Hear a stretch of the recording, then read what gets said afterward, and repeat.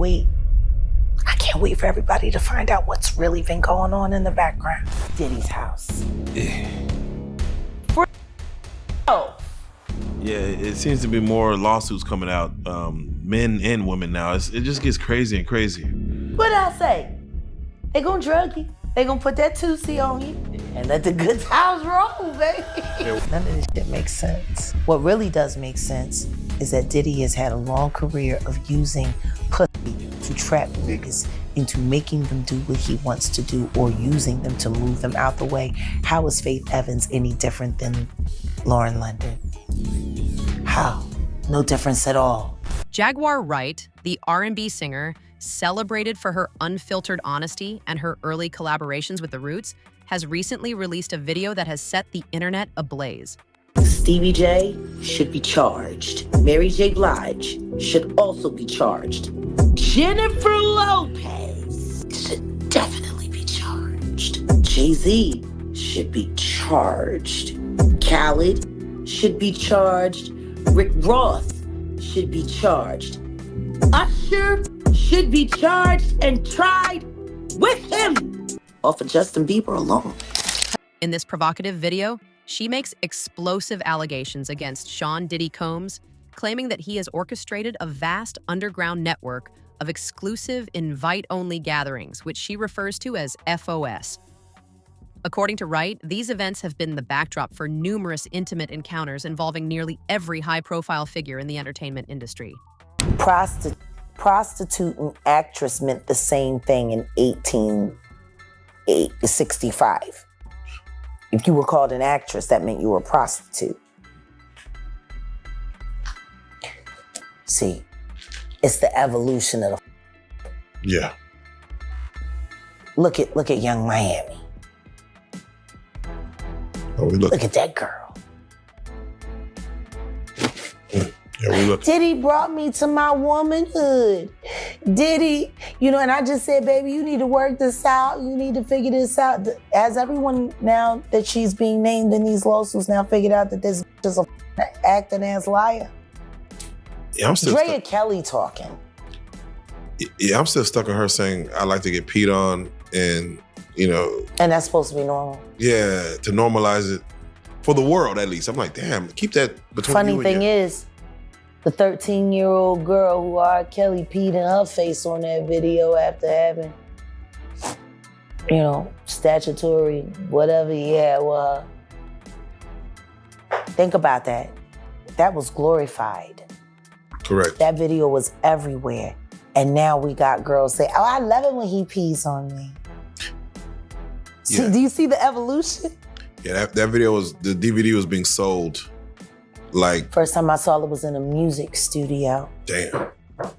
Like every other industry porn. Damn. First time I saw Paris Hilton's tape, A Night in Paris, was in the studio. The first time I saw Mary J. Blige being gang raped on camera at Death Row after hours was in the studio. Mm. Why would all of this illicit be in a place where music is supposed to be being created, energy, why would all of that be happening? Why would these things be hitting there before they make it out there to the world? If it wasn't working hand in hand to begin with. Now, there's a viral video going around where Snoop Dogg and Dr. Dre are sitting there and they were on TRL. Mm-hmm. And Dr. Dre's like, hey. I don't know why ain't nobody talking about when Carson Daly went to them Diddy parties. Because Carson Daly did go to them Diddy parties. Oh. No different than Ashton Kutcher. Damn. Okay.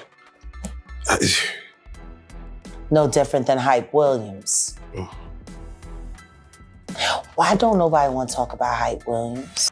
She asserts that she has meticulously tracked these recordings as they changed hands on pseudonymous dark coin platforms, including a staggering $500 million sale. Wright's allegations do not stop at Combs. She calls for charges against several prominent celebrities, including Mary J. Blige, Jennifer Lopez, Jay-Z, DJ Khaled, Rick Ross, and Usher. Everybody that bragged about being his friend, Everybody that bragged about going to Diddy parties, and if you want to be rich and if you want to be famous, you got to make it to a Rock Nation brunch or a Diddy party. Newsflash, Jay-Z's still on a milk carton. Not even the devil's friends are loyal.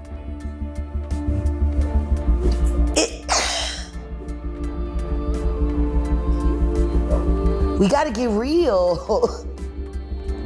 It's time to get real. And in the conversations that we've been planning to have and share with the world, especially this next conversation, all I ask is that everybody that's watching, stop thinking this shit is entertainment. Why would he sell on the dark net his tapes of all the just terrible? Wanna know why? Because he doesn't intend to stand trial. Is he protecting people, or are people protecting him? Oh no, he's selling it because he needs the cash.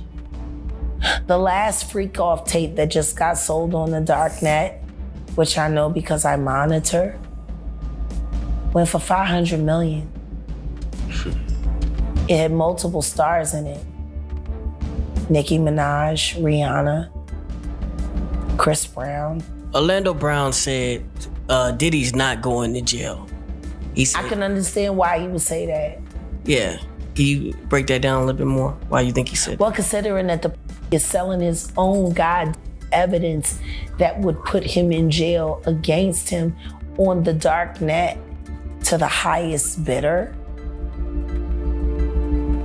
Why would he sell evidence of his debauchery and savagery? How come you think it doesn't get leaked to the public? The dark net? Yeah, like... Because of the dark coin. Most people don't even know that the dark coin exists. But that's how they're trading for all of the flesh they sell. Which is why I became so outraged last year when the twins turned 16 and he had them dressed like prostitutes and then he auctioned them off as NFTs. She argues that these individuals should be held accountable for their involvement in this alleged underground network.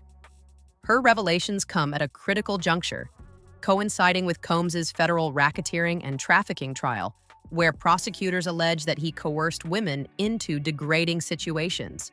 He's a criminal. Diddy is a drug dealer, and so is Jay-Z. The proof is there. How many up people does he have to be around before people see him for who he is? It seems like these artists are trying to run away from their past. Diddy changed his name multiple times to say, that's not me, I'm trying to move beyond Diddy, I'm Love now. It seems like Jay-Z would try to run away from his past. Calling that love and anything that he did love. Brother love. As Wright names one celebrity after another, she insists that her information is based on meticulous dark web surveillance and chain of custody documents, raising the stakes for those implicated.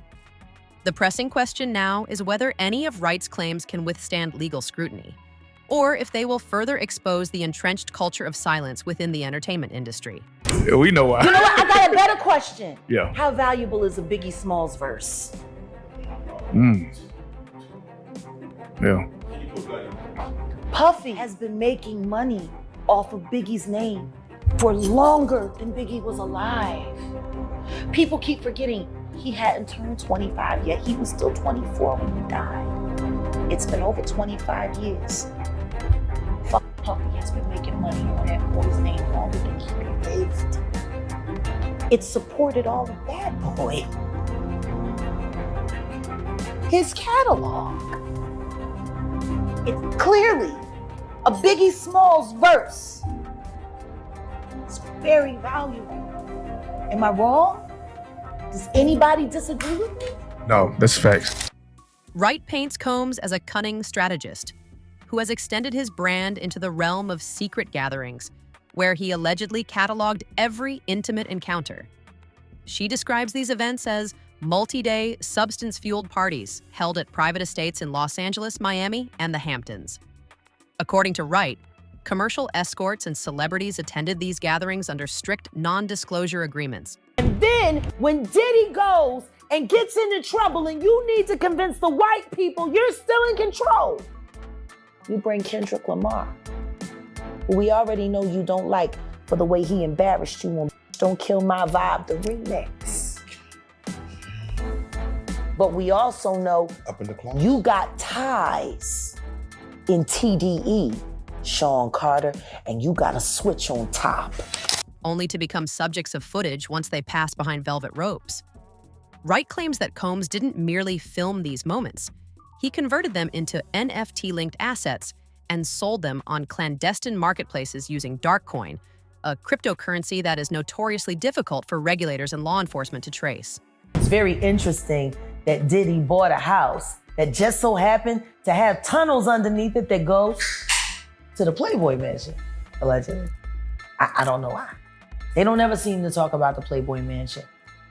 They talk about Bill Cosby and all the Playboy bunnies that he underage. Now guess what? Will Smith don't know Diddy either. Will Smith don't know Diddy either. It's a whole like virus, G. It's I don't know Diddy. She draws historical parallels, suggesting that the terms prostitute and actress have long been intertwined in the entertainment industry, highlighting a troubling evolution in societal norms. As she continues her monologue, Wright highlights the normalization of inappropriate behavior within the industry, referencing the infamous R. Kelly video and the troubling messages it sends to young girls. She recalls her own experiences and observations. The Bashir conversation for me is not easy. They're trying to flood him out so he'll feel too embarrassed to file his lawsuit against Diddy for what Will and Diddy did to him. With Jaden and Justin present, that tape exists.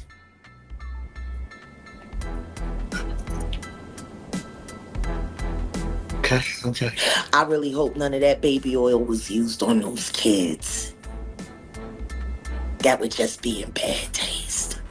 Baby oil on babies. You can't say that the flavor camp was sponsored by Johnson & Johnson. You just come on. Come on. Starting to sound that way, ain't it?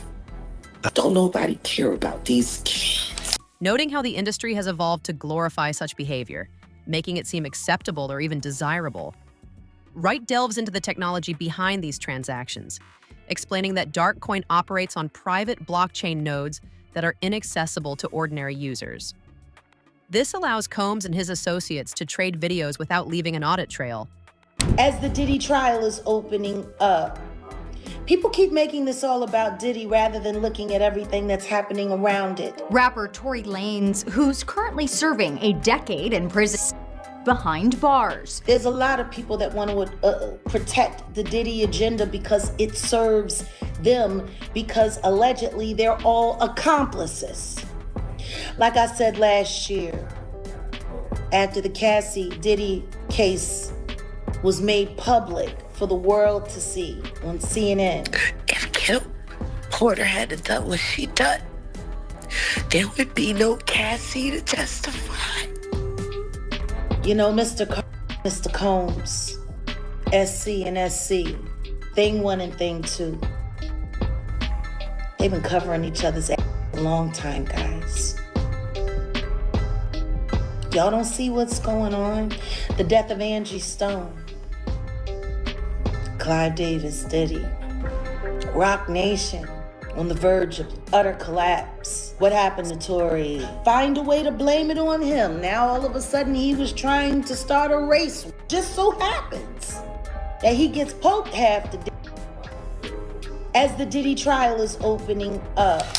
She claims her sources have tracked numerous transactions, with values ranging from $10 million for a single celebrity video to the headline-grabbing $500 million sale, underscoring the scale of this alleged operation. As the conversation unfolds, Wright recounts her experiences with threats and intimidation, including a bomb threat that led her to change her phone number. Everyone knew he was the devil. He's been the devil for 30 years. He's been covered and protected. by not only Clive Davis, but Lucian Grange. He was selected to be the demon that he is, to keep the culture in line so the industry could continue to rape it. Stevie J should be charged. Mary J. Blige should also be charged. Jennifer Lopez should definitely be charged. Should I keep going? You're hitting it off. Jay-Z should be charged. Khaled should be charged. Rick Ross should be charged. Usher should be charged. Jaguar Wright was out there yelling and screaming and yelling and screaming, monster, monster, monster, monster. And everybody kept saying, she's lying, she's lying, she's lying. Meanwhile, the monster is, where's the baby oil in the butt plug? Let's go! She describes a chilling scene where an unwilling participant was warned that their career would be over in 48 hours if they spoke out, painting a picture of a culture steeped in fear and coercion. Wright's narrative spans Combs' rise in the 1990s to the present day. The day of the raid, Yeah. I got a lot of notifications. I got a lot of ads. I got a lot of mentions. I got a lot of phone calls. Or as many as I could get, because I had to change my phone number again because, you know, they did the bomb threat and then they lied and said that I was trying to commit suicide live online with a knife and sent the police to my door. And That's what's that you're showing? That's a these are the police cards Oh, wow. of my address that was doxxed by Patrice Garner, Chatty Patty, Wow. for a bunch of crazy motherfuckers to come to where I live. Y'all cute. Another one. Oh. And another one. Oh, wow. Okay. So address out there, police looking for you. Phone number doxxed by last YouTube boyfriend. I had a YouTube girlfriend and a YouTube boyfriend. I don't know why they always send the stupid ones. I keep telling them, don't send a stupid mother to do a smart job. That's real. That's real. And this is about to be a great conversation because when you say YouTube boyfriend and girlfriends. Yeah, YouTube has been sending me people. Yeah, we didn't even get Ever that. since they had to keep my husband quiet because, you know, once he gets arrested for blowing up the car, he's gonna have no choice but to snitch on how YouTube paid him to betray his wife and, you know, make sure his wife went to jail so that they could poison her to death. We're going to circle right back to that. Jeez Louise. Oh, my God. So when you said the day of the raid, you're talking about the raid on both Miami and California. And New York simultaneously. Wait, New York was Yeah, attached the to New that? York house was raided as well. Oh, wow. That didn't even. Yeah, they didn't even really. 3 states working in tandem, and they did not tell the officers who they were raiding. They went in tactical as they were instructed to. They didn't know they was raiding Diddy's house. The higher-ups didn't tell anybody because they knew, with Diddy being a Fed informant, that he had people in the force and they wanted to make sure that went through legit. So they ain't tell nobody whose houses they was going to. And that's why you see the guns. The cops didn't know that it was Diddy's house over there in Beverly Hills around the corner from the Playboy Mansion. They didn't know until they seen the kids. So what are your thoughts on the show of force, even not knowing? They did their job. Suggesting that rumors of FOS gatherings circulated as early as 1998, shortly after the success of Bad Boy Records' first platinum releases. She alleges that even then, whispers circulated about tapes locked away in Combs' security vault. As Combs' empire expanded into fashion, spirits, and television, so did the scale of his FOS gatherings and the price tags for the recordings. Nobody had to look at him for real. And the truth is nobody did. Everybody laughed and joked about him dancing like a idiot in all them goddamn videos, twirling around in circles.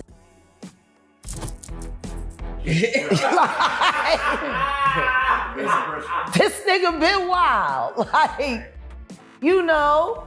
So I'm just saying, they didn't know. And he wasn't telling them. They just know he got the budget. He go to LA, he talk to Clive, he come back with the bread. Apparently, he has this man's confidence. Yeah, I'm sure that man was very confident with his penis in his mouth. By the mid-2000s, Wright asserts that Combs had perfected a system, invite-only events where everything was filmed, tokenized, and auctioned off to the highest bidder. Wright challenges the notion that those who attended these parties were unaware of the darker aspects of the gatherings. He been sucking on Diddy's dick a long time. It's time for him to learn how to make this thing happen without the devil's dick in his mouth or ass. Oh, you don't think if he sued, he'll just Lil Woody the situation? And I don't recall. I don't recall. No, because I think if a victim comes out against Usher, it'll show how egregious this shit is. I mean, I'm 13 years old.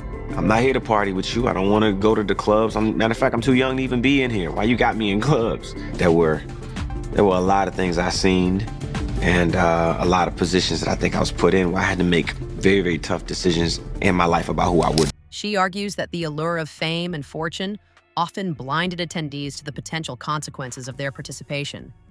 As she approaches the end of her monologue, Wright issues a direct challenge to those involved. If you were there, come forward. Bring your receipts, your logs, your passwords. Let the truth be told. So this is my girl, Jaguar Wright. A lot of you may know Jaguar Wright at this point from being on Piers Morgan and being somewhat sort of a whistleblower for the music industry when it comes to people like P. Diddy and Jay-Z. But Jaguar, yet again, has raised another great point about all of the celebrities that are saying that they actually went to Diddy parties, but they quote unquote left before the second party started. And she had her own idea of why that is happening and why so many celebrities have the same story. Why they came up with the story. Well, you know, there's a party inside the Diddy party. And I went to the first party, but I left early. I never made it to Diddy After Dark. There were public relations teams right after Diddy got arrested running around telling everyone to say that. The question is this. If all you went to was the first party, and you didn't know anything about the After Dark, why would you say? She promises a follow-up video with witness interviews and documents once legal barriers are lifted, positioning herself as a whistleblower in a system that has long protected powerful figures. The implications of Wright's claims extend far beyond the individuals named. Her narrative has already begun to reshape the conversation around the entertainment industry, drawing attention to the intersection of cryptocurrency, privacy rights, and the culture of silence that has long pervaded Hollywood. Barack Obama got a tape. Jennifer Lopez has multiple tapes. I know Beyonce got a tape. Stevie J and Eve. Drake got a tape. I know Rihanna got a tape. I know Chris Brown's on one of them tapes. I know Trey Songz has been like a supporting actor in many film, definitely Usher. I think what would shock people are the politicians and the royals. And I'm still trying to figure out when Harry and Meghan are going to be honest about their freak-off tape. The royal family had many times at Diddy Pod. As the Diddy trial unfolds, the court will determine whether any FOS-related evidence can be introduced, and the public debate will continue to demand transparency and justice.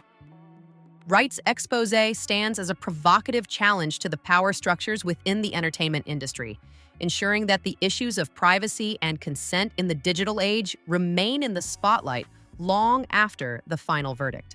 Do you believe that Britney was like to Diddy and Absolutely. Absolutely. All of those girls, all of those Mickey Mouse girls, including Christina Aguilera, all of these children have been fit. Part of the reason why they can't tell you is because they were drugged when most of what was happening to them was happening. And what they have left are the memories and the nightmares. You believe that Bieber has been trying to expose Diddy for years? Because if you look at his Yummy video, there's a lot of indicators that he was trying to expose what these elites are really doing to children. He used pizza images a lot. Rihanna, all of them. Listen to their music after they get their big hit record in their deal. That Lou Taylor. He's friends with Diddy. They're all listed on the charter of that same church. And they all And Lou Taylor's on the board, and they all have to pay tithes, and they have to pay the piper. Mary J. Blige, she's been there since the very beginning. She was pushing, 26? When she was having intimate physical engagement with Danny Boy, was 15, 16 years old. This Mary J. Blige, I'm 15, 16 years old, and she flying me in. And you know what it is when a girl back up on you and you young. Allegedly, one of those tapes that Courtney Burgess say that he never saw was with Diddy, a very 16-year-old and a very 26-year-old Mary J. Blige. Mary J, Danny Boy. Danny Boy back then, he was about 16. They both was out. Dudes that she was messing around with that was in the industry, was they R&B singers or producers or? Producers and singers. Two guys with one girl, it's a little questionable to me. And it's a lot of people that can say that they've done it, but it's a lot of people that it's a habit for them. The potential ramifications of her claims could lead to new regulations on NFT, tokenized content, and tighter oversight of digital evidence in court. Moreover, it may force celebrities to confront the uncomfortable reality that their most private moments could be digitized and monetized without their consent. Steve Harvey also has a very inappropriate relationship with the diddler. And the truth is, a lot of these older men push their daughters to hook up with their celebrity friends so that they can keep the favor machine going. How do you share with your daughter, like they share that experience now? This nigga's wild. You heard about what he did in the Macy's room to the Echo clothing guy? Like, Diddy's an animal. Who would introduce their daughter to that? Why is not nobody looking at Steve Harvey sideways, G? You let your daughter date the diddler? As the trial progresses, observers will be watching closely for any motions to seal evidence, subpoenas for blockchain firms, and surprise witness testimonies. The public debate surrounding Wright's allegations will likely continue to unfold across social media platforms and entertainment media, demanding accountability from those in power.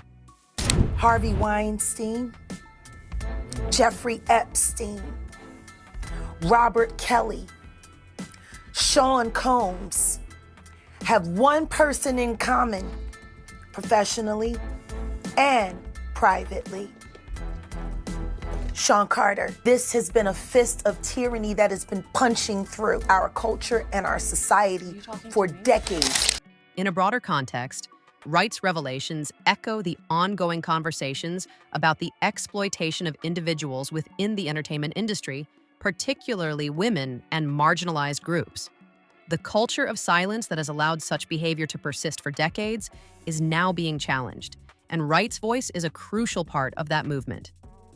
Regardless of the legal outcome, Wright's narrative has already sparked a significant shift in public perception, forcing many to reconsider the dynamics of power, consent, and accountability in the entertainment industry.